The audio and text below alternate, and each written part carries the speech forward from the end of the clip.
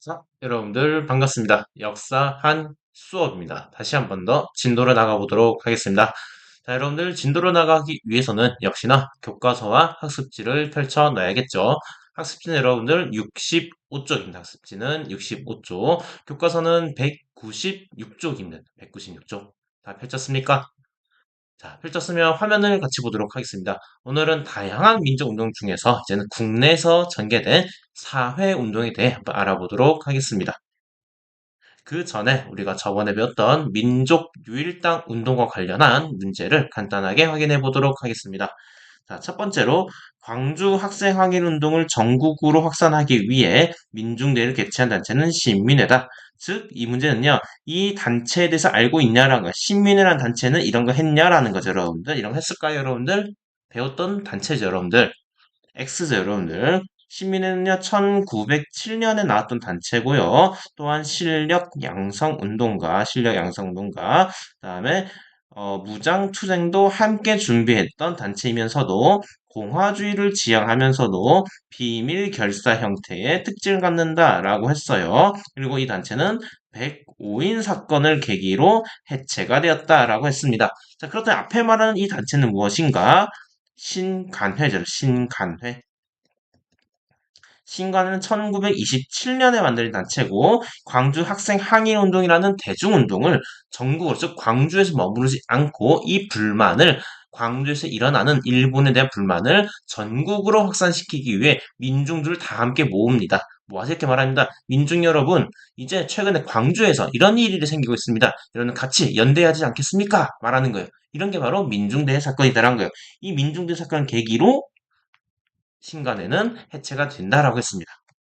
자, 두 번째로 광주 학생 항의 운동을 적극 지원한 단체는 그렇다면 이러한 사건 이후 해소가 되었나요? 그렇죠. 동그라미죠, 여러분들. 이 단체는 무슨 단체였다, 여러분들? 신간회였고요. 신간회는 이렇게 해소됐냐라는 거죠. 이 신간회 단체에 대한 설명이 맞냐라는 거죠. 맞죠, 여러분들? 세 번째로 정회 선언을 계기로 조직된 민족협동단체는 배고인 사건으로 해소되었다. 먼저 그렇다 이 단체가 뭔지 알아야 돼요. 그 힌트는 여기 나와 있네요, 여러분들. 정우회 선언을 계기로 만들어진 단체. 이게 뭐다, 여러분들? 신간회다라는 거. 자, 그렇다면 정우회 선언이 무엇이었는가? 정우회 선언은요.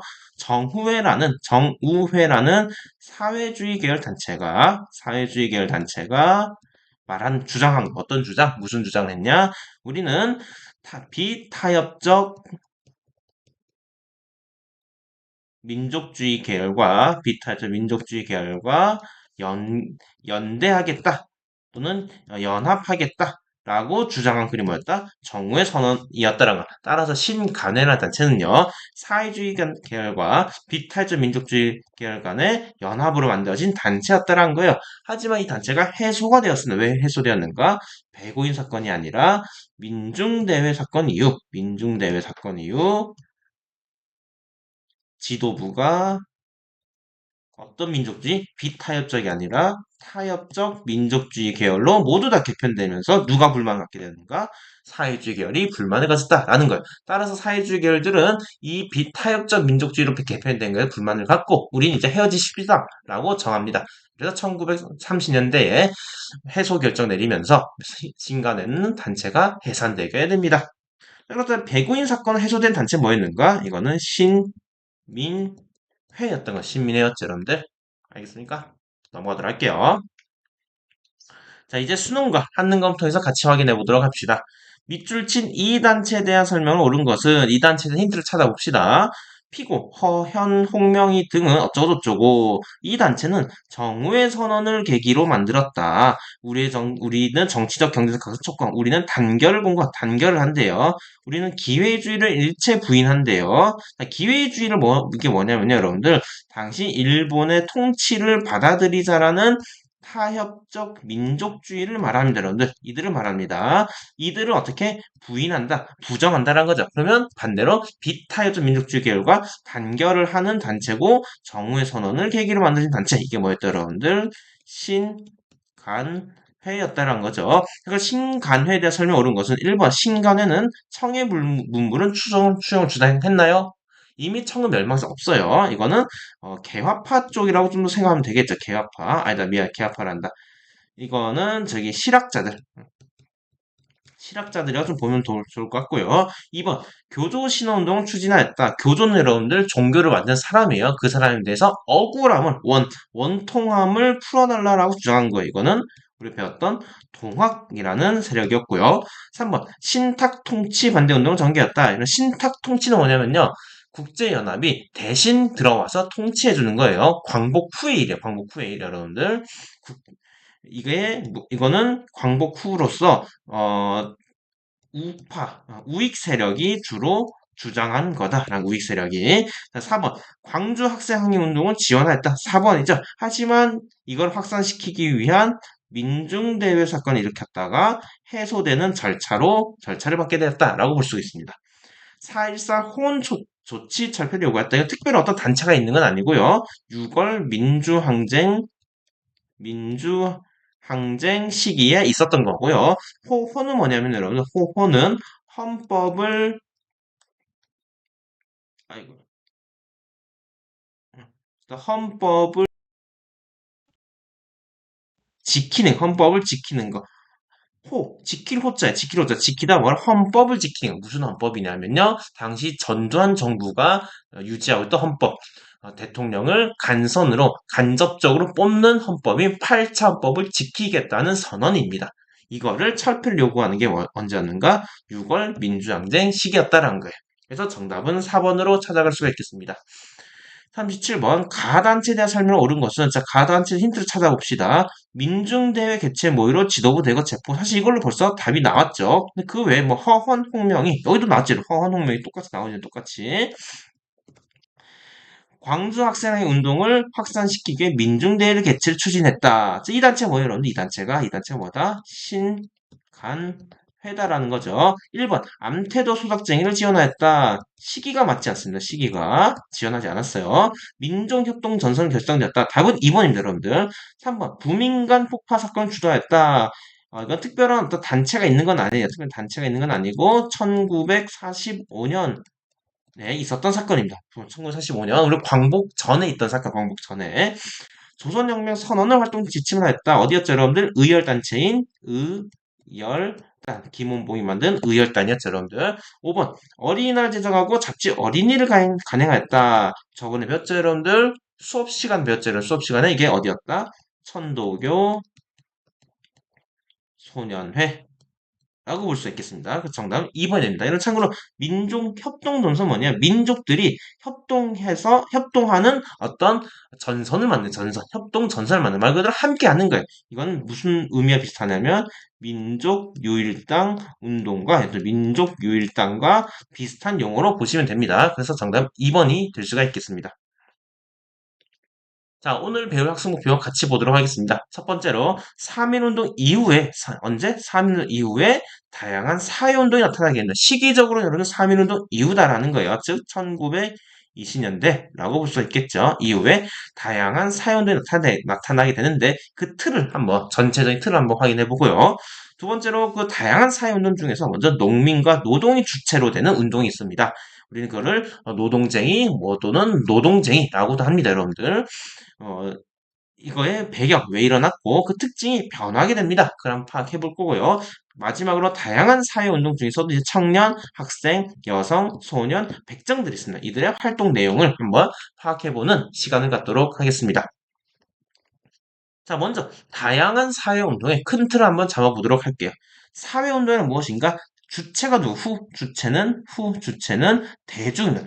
일반 대중들이 여러분들. 양반도 아니고요. 뭐 황제나 이런 지배계급도 아니고 돈 많은 재벌가들도 아닙니다. 일반 평민들, 대중들이 주도하는 거고 이들이 구조와 제도를 변화하고자 하는 게 바로 사회운동이란 거예요. 자, 그렇다면 그 대중들 누가 있는가? 노동자와 농민이 있고요. 그 다음에 소년과 여성이 있고요. 그 다음에 청년과 학생이 있고요. 그리고 현재는 없는 백정이 있습니다. 우리가 일반 대중들이라 말할 수 있는 이 대중들은 바로 농민과 노동자, 소년과 여성, 청년과 학생, 그리고 백정들이 있습니다. 자, 이들은 그렇다면 무슨 구조를 바꾸려 하는가? 공통적으로 차별적 구조를 받는 것, 차별적 구조. 학생 같은 경우에는요, 교육 차별이고요. 소년과 여성 같은 경우에는 자기 성별에 대한 차별 또는 나이에 대한 차별일 거고요. 노동자, 농민 같은 경우에는 자기들의 어떤 뭐라 해야 될까 노동 활동, 농민 활동에 대한 차별인 것, 특히 노동자 같은 임금 차별 또는 어, 노동 환경에 대한 차별 이런 것들 말할 거고요. 농민들 같은 경우에는요, 자기들의 농민 활동에 대한 차별인 거고, 백정 같은 경우에는 자기 사회적 차별을 마다하게 됩니다. 이런 차별적 구조를 바꾸고자 하는 거예요. 자, 그렇다면 차별적 구조를 바꾸기 위해서는 자발적으로 움직이되 혼자 사는 것보다는 함께 하는 게 좋습니다. 함께 하기 위해서는 여러분들 단체를 만들어야 돼요. 자, 그렇다면 1920년대는 다양한 단체를 만들어서 운동을 전개하게 됩니다. 그럴 수 있었던 시대적 배경은 무엇인가? 바로 문화 통치라는 거죠. 문화 통치.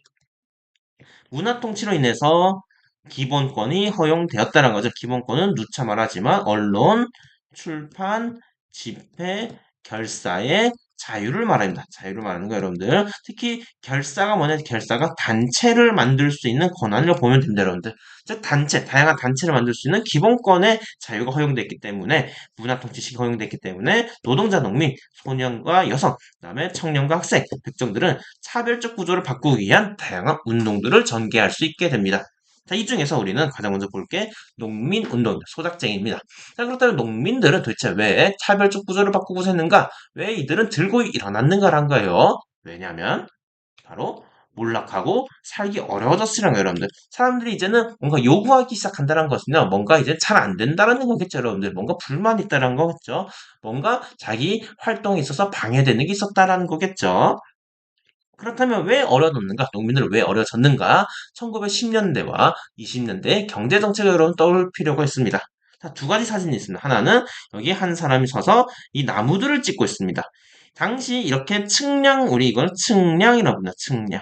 측량하는 게 여러분들 나무, 즉 산림뿐만 아니라 나무 숲뿐만 아니라 이거는 즉 포레스트라 보면 돼요. 포레스트. 숲뿐만 아니라 뭘 또 측량했나요? 우리가 배웠던 토지도 측량했습니다. 즉 우린 토지 조사 사업이라고 볼 수가 있겠죠, 여러분들. 1910년대 토지 조사 사업의 결과 농민들 어떻게 됐을까요, 여러분들? 많은 토지들을 약탈당했다라고 했습니다. 많은 토지들을 약탈당함으로써 농민들은 어떻게 되었다? 자기 토지를 잃고 남의 토지를 경작하는 소작농으로 전락했었다라고 말했었죠. 자, 그리고 여기 보이는 건 뭐죠, 여러분들? 이게 다 쌀이죠. 라이스죠, 라이스. 쌀이죠. 이 쌀들이 많네요. 우리나라 항구에 많네요. 이 많을 수 있었던 뭐였는가?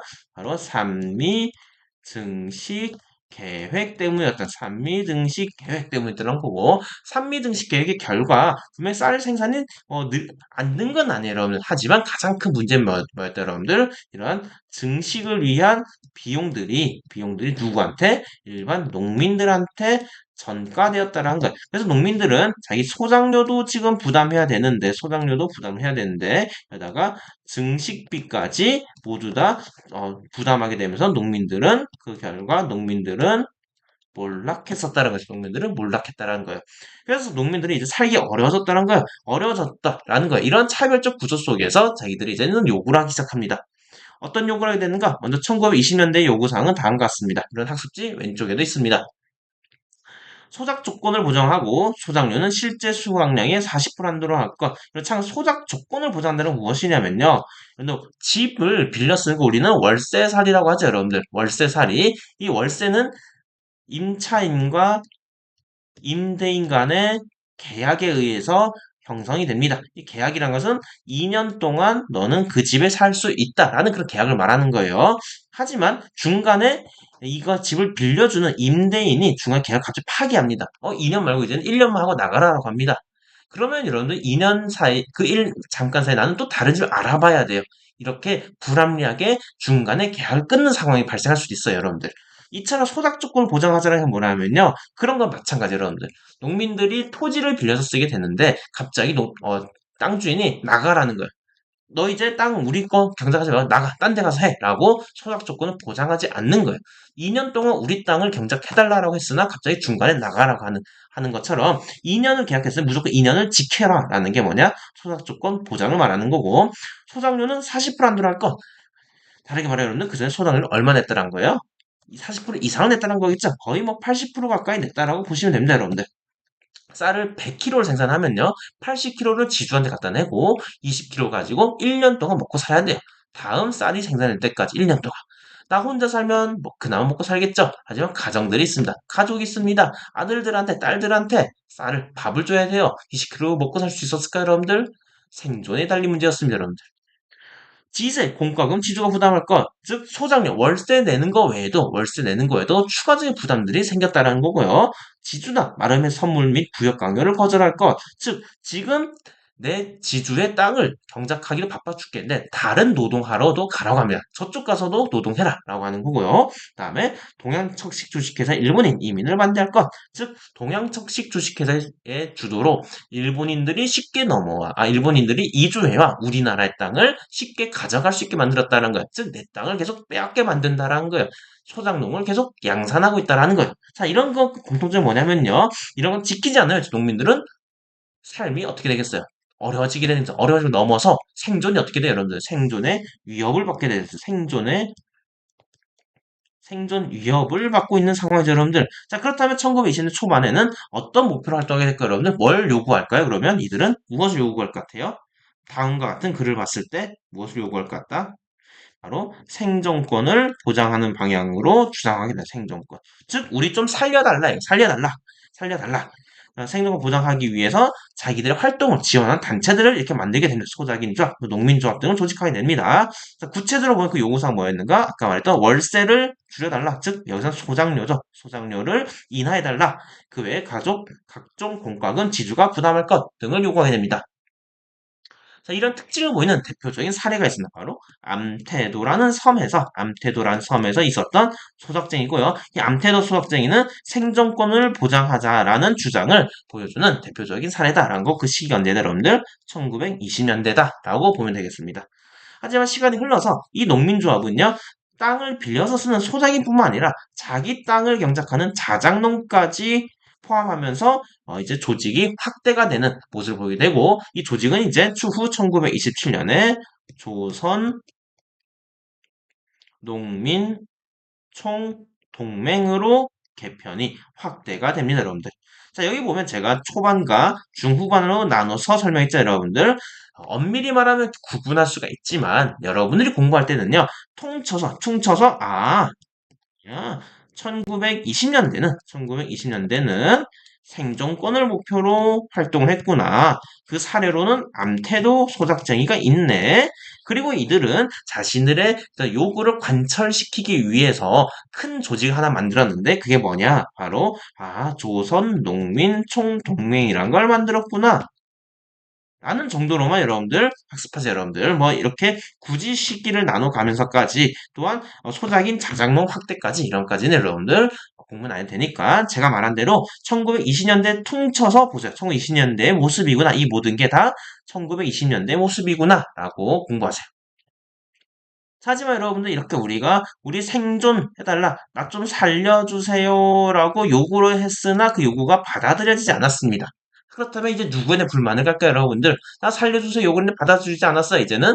그렇다면 이러한 문제를 일으키게 되는 바로 정책을 만드는, 제도를 만드는 사람들에 대한 불만으로 가겠죠. 바로 정치를 하는, 저기 위에 있는 조선 총독부들하는 게 조선 총독부.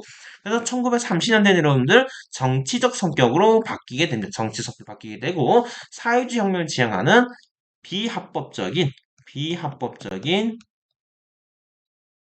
혁명적 농민조합으로 바뀌게 됩니다, 여러분들. 정치적이다, 혁명적이다 무슨 말이냐, 여러분들. 뭔가 어, 사, 어, 무언가 제도나 법을 바꾸고 혁명적인 건 뭐냐면요, 사회 구조를 갈아엎자라는 거예요. 사회 구조를 갈아엎자라는 거예요. 여기 보이는 것 같이 토지는 밭갈이 농민에게 그전에는 소작료 이남을 요구를 했다면 이제 아예 땅을 내놓으라, 땅을 내놔라 이거고, 노농의 정부를 수립하자 이제는 조선 총독부를 아예 몰아내고 우리만의 정부를 만들자라는 혁명을 보이는 거죠, 여러분들. 저들을 몰아내고 우리만의 정부를 만들자라는 거죠. 그리고 일본 제국주의를 타도하자라는 정치적 성격까지도 다 같이 보인다라는 겁니다. 자, 이거에 대해서 일제는 대응하게 됩니다. 지켜보지 않습니다. 이들을 불만을 이제는 시켜줘야 돼요. 그래서 농촌진흥운동을 전개하게 되고요. 그리고 아까 농민들이 요구했던 또 소작권 보장이나 소작료 인하 등의 내용을 담은 조선 농지령이라는 걸 제정하게 됩니다. 하지만 조선 농지령의 본질을 뜯어보면 소작농들을 지키고 하는 것보다는 이들의 불만을 무마하는 것에 좀 더 초점 맞춰져 있다라고 볼 수가 있겠습니다. 왼쪽에 자세한 설명이 적혀 있습니다, 여러분들. 자, 아래 살펴보도록 하겠습니다. 농민들의 쟁의 형태가 잦은 농민들이 전투적으로 변해갔다. 그다음에 정치 투쟁하고 있다라는 걸 보고 있죠. 자, 이건 몇 년대냐? 바로 이게 1930년대를 보여주고 있다라고 알 수 있겠습니다. 20년대는 전투적이기보다는 그냥 손을 흔들면서 우리를 살려달라, 생존권을 보장하라 이 정도였다면 30년대 와서는 그 불만이 더욱 커지게 되면서 정치권으로 이 조선 총독부에 대한 불만, 일본에 대한 불만으로 확대되었다라고 볼 수 있겠습니다. 자, 그 다음 노동운동입니다. 노동운동 왜 일어났는가? 바로 노동자는 늘었으나 여건은 최악이란 거. 바로 급여 차이. 여기 보이는 급여 차이와 그 다음에 노동 환경 차이가 있다는 거. 급여 차별, 다르게 급여 차별이죠. 급여 차별과 노동 환경에 대한 차별이 있다라는 거, 여러분들. 자, 이들의 20년대도 똑같습니다. 그래서 우리도 생존권, 우리 살아야 된다, 살기 위해서 어떻게 된다? 많은 급여를 받아야 된다라는 거에서 임금을 올려달라, 노동 조건을 개선해달라 등을 이런 거 주장하게 된다라는 거예요. 대표적으로 이런 것들이 있다라는 거고. 그리고 이 노동자들도 똑같이 자신들의 요구를 관철시키기 위해 조직을 하나 만들게 됩니다. 다만 24년에는 노동자와 농민들과 함께 있는 단체, 우리는 그걸 조선 노농총동맹을 불렀다가 27년 가서는요, 이 참여자 너무 많아지게 되니까 이럴 바에는 우리는 서로 분리하자라고 해가지고 아까 하나 봤었던 게 조선 농민총동맹이 있었던 거고요. 그리고 노동자는 조선 노동총동맹으로 발전하게 됩니다. 이 1920년대 대표적인 또 뭐가 있냐면 원산 총파업이 있고요. 주로 왜 발생됐냐면 라이징 선이라는 석유 회사에서 일본인 감독관이 한국인을 구타하게 되며 이거에 대한 불만으로서 요구하는 형태인 노동쟁의가 발생하게 된다라고 볼 수 있겠습니다. 30년대 와서는 똑같습니다. 이들도 정치적 성격을 바뀌게 되고 비합법적인 방식으로 혁명적인 노동조합을 변화하게 됩니다. 그래서 이들 똑같이 이제는 하게 된다라는 거 볼 수 있겠습니다. 자, 그리고 청년 학생 운동 같은 경우는요, 이들도 또 3.1운동 이후에 많이 활성화되었다는 거. 3.1운동 이후에 활성화되었다라는 거고, 활성화되면서 만든 단체가 무엇이 있는가? 조선 청년 총동맹이 있다라는 거예요. 이 정도만 알아두고 넘어갑시다. 자, 그리고 이 학생들 중심의 운동 중에서 대표적인 게 바로 이 사진에 보이는 사건과 관련이 됩니다. 자, 이 사진 속에서는요, 보면 여기 한 사람이 서 있죠. 하나 서 있고, 그 다음에 여기 보이는 어떤 가마 같은 게 보여요. 가마 같은 게 보이네요. 가마를 이렇게 끌고 갑니다. 그래서 사람들이 이렇게 하얀 옷을 입고 모여 있어요. 그래서 무엇을 말하는가? 다음과 같은 말을 하게 됩니다. 동양척식 주식회사를 철폐하라. 소작권을 이동하지 못한다. 일본인 지주에게 소작료를 바치지 말자. 라는 농민들의 요구와 학교 용어는 조선어로 라는 학생의 요구와 8시간 노동제를 실시하라. 라는 노동자의 요구 등 다양한 계층들의 요구가 이 자리에서 나타나게 됩니다. 자, 그렇다면 이 요구는 언제 나타난 거고 왜 나타났을까? 바로 이 관에 들어가 있는 사람과 관련이 됩니다. 자, 우리는 그 운동을 뭐라 부르는가? 60만세 운동이라고 부르게 됩니다. 60만세는 왜 일어났는가? 순종 안신일의 계기로 다양한 단체들이 준비했다라는 거예요. 하지만 미리 준비했던 일본인들은 3.1 운동에서 크게 되었던 일본에서는 이 60만세 운동이 더욱 확대되지 않도록 사전에 준비했습니다. 그래서 사전 준비하면서 이들을 체포하게 되면서 이 운동은 오래 가지 못하고 바로 끝나게 됩니다. 하지만 의의가 있다면요. 이 운동을 준비하는 과정 속에서 사회주의, 천도교, 학생뿐만 아니라 민족주의 계열 등 다 함께 준비를 했습니다. 자, 그러면서 느끼는 거죠. 우리 생각은 다르지만, 성향은 다르지만 함께 할 만하네. 자신감 얻게 됩니다. 그래서 어떤 게 공감되냐면 우리 하나의 팀을 만들자라는 공감대, 민족유일당 조직에 대한 공감대가 형성이 됩니다. 그래서 이 이후에 뭐가 나온 건가? 그게 신간회가 나올 수 있는 하나의 계기가 되었다라고 볼 수 있겠습니다. 자, 학생운동의 또 다른 사건입니다. 자, 여기 보이는 이 박준채라는 분이고요. 이분은 2001년인가 거의 최근에 돌아가셨어요. 박준채라는 분입니다. 박준채라는 분이 다음과 같은 회고록을 썼습니다. 나는 피가 머리로 거꾸로 치솟는 듯한 분노를 느꼈다.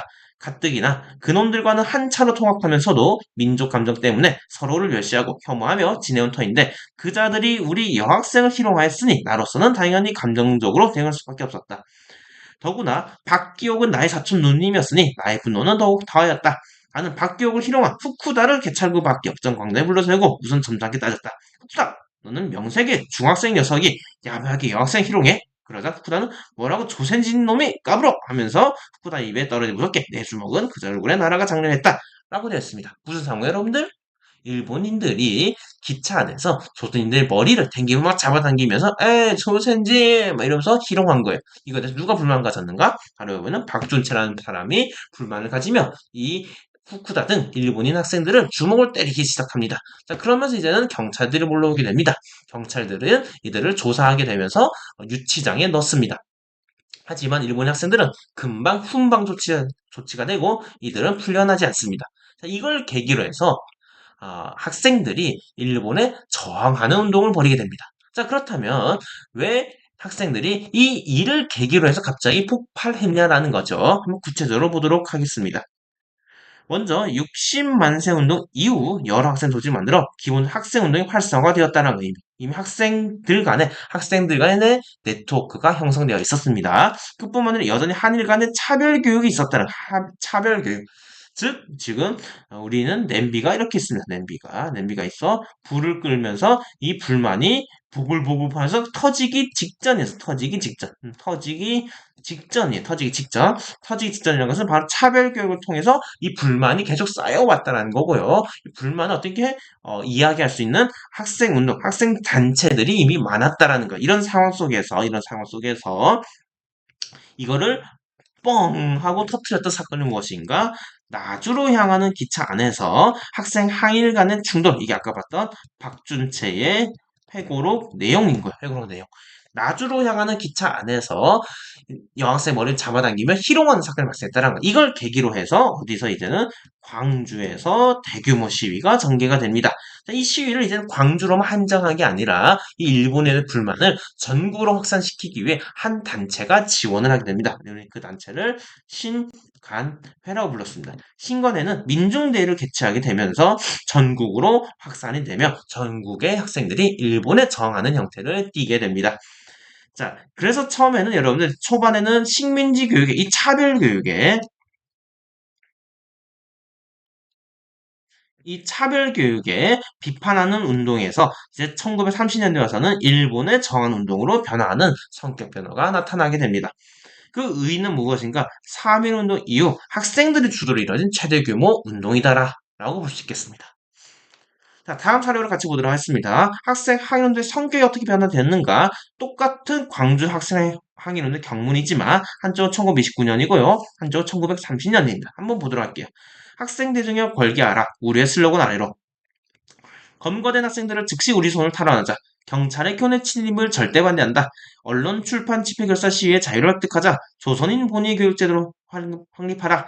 식민지적 노예 교육제도를 철폐하라. 사회과학 연구의 자유를 획득하자. 전국 학생 대표자 회의를 개최하라. 등의 요구를 하고 있죠. 여러분들 여기 보다 보면 특히나 본위의 원래 교육을 하게 되라. 노예 교육제도를 철폐하라. 등 차별적 교육이죠. 차별적 교육.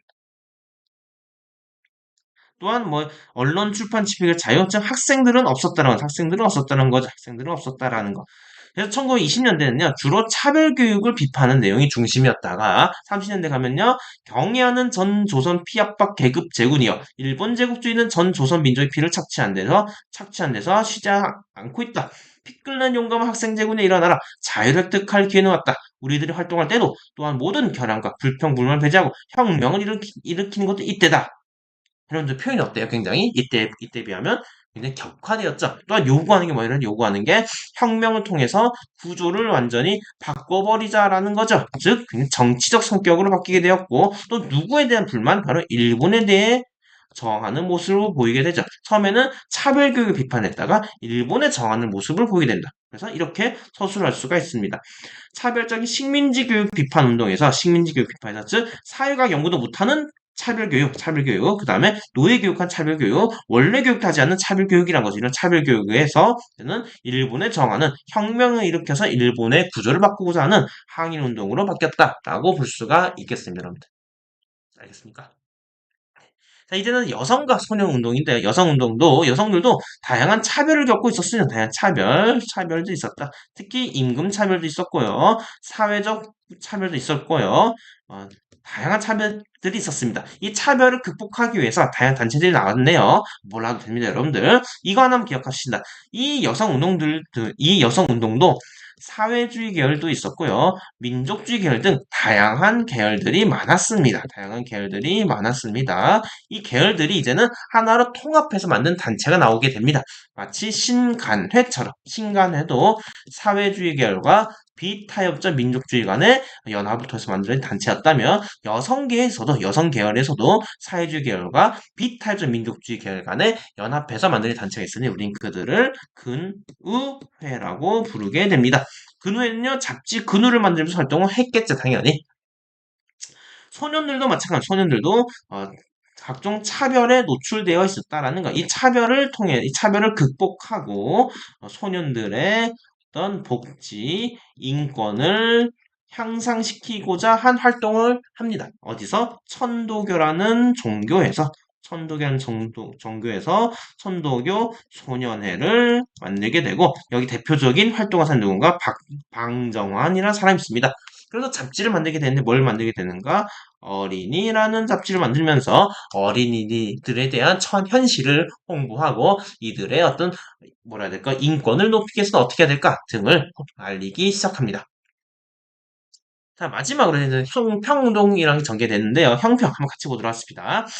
공평은 사회의 근본이고 애정은 인류의 본령이다. 그런 까닭으로 우리는 계급을 타파하고 모욕적 칭호를 폐지하며 교육을 장려하여 우리도 참다운 인간이 되는 것을 기하자는 것이 우리의 주장이다. 지금까지 조선의 백정은 어떠한 지위와 압박을 받았는가? 과거를 회상하면 종일 통곡하고도 피눈물을 금할 수 없다. 직업에 구별이 있다고 한다면 금수의 생명을 빼앗는 자는 우리만이 아니다. 백정 모한 자들이야 금수의 생명 빼앗는 자들다. 즉 정육점 사장님이고요. 이 정육점 사장님 백정들이 형평운동 전개한 것. 즉 형평운동은 백정들 주도한 운동으로서 형평은 무엇인가? 저울과 같이 공평한 세상을 말하는 거예요. 저울과 같이 공평하게 대우해달라는 거예요. Why? 왜? 여기서 나타나게 되죠, 여러분들. 모욕적이고 계급을 통한 차별도 있었다는 거죠. 모욕과 교육도 못 받고 모욕도 받고 있고요. 교육도 못 받고 있었고 즉 차별이는 차별 백정으로서 차별도 받고 있었고요. 인간으로서 대우도 못 받고 있었다는 거죠, 여러분들. 즉 정리하면요. 백정들은요. 여전히 차별받고 있는 상황에 놓여 있었다라는 거예요.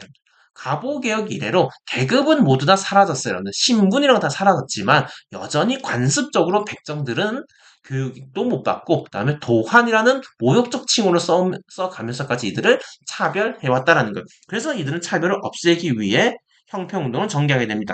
그러면서 만든 게 뭐냐면 조선 형평사라는 단체를 만들게 됩니다. 경남 진주에서 결성이 되죠.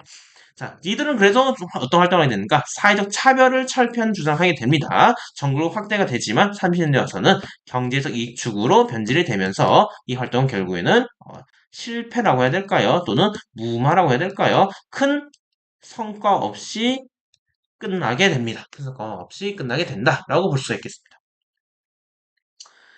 자, 여러분들 지금까지 우리는 다양한 사회운동을 배우게 됐습니다. 다양한 사회운동, 다양한 사회운동을 우리는 배웠습니다.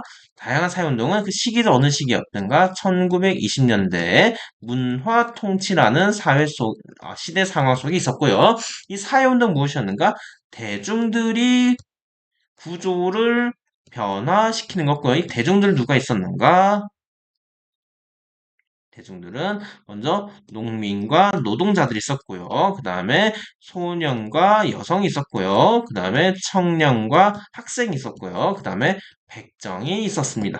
농민과 노동자들은요, 주로 생존권 투쟁을 벌였다. 자기는 우리 살려달라. 하지만 시간이 흘러서는 혁명적이고 비합법적인 형태로 운동이 전개가 되었다라고 배웠고요. 소년과 여성 같은 경우는요, 소년 같은 경우에는 소년의 어떤 복지, 인권을 높이기 위한 천도교 소년회라는 단체가 활동을 했고, 여성 같은 경우에는요, 근회라는 민족 유일당 단체를 만들어서 여성들의 인권을 높이고 노력했고, 청년 학생 같은 경우에는 크게 60만세 운동을 주도 계획을 했고, 그 다음에 한편으로는 광주 학생 항일 운동을 주도를 했었다라는 거죠. 하지만 광주 학생 항일 운동도 초기에는 차별적 교육을 비판했다가 이제는 항일 운동으로 성격이 변했다라고 볼 수가 있고요. 백정 같은 경우도 이제 차별을 극복하기 위해서 조선